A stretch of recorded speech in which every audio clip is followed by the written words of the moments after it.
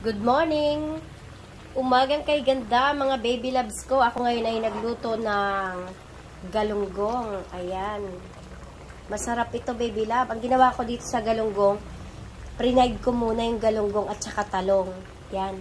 Kasi, para hindi malansa. Tapos ginisa ko to sa bawang sibuyas at mayroong luya mga baby loves. Nilagyan ko rin niya ng sili. Ayan, ginupit-gupit ko yung sili mga baby love, saka prinito ko pala ang talong para hindi siya durog pag ginataan ko. Ayan, may ginataan ko yan mga baby loves ko. At mayroon tayong dito, tawag dito, yung onion ng dahon. Ayan, at ito nga ay kumukulo na mga baby loves. Kunting minuto na lang ito ay luto na, oh. Wow, yummy na to mga baby loves. Ito ang aming tanghalian ngayon ni Cubs. Ayan. Kung nagustuhan nyo to mga baby loves, pa-share naman and comment naman dyan sa aking video. Yan.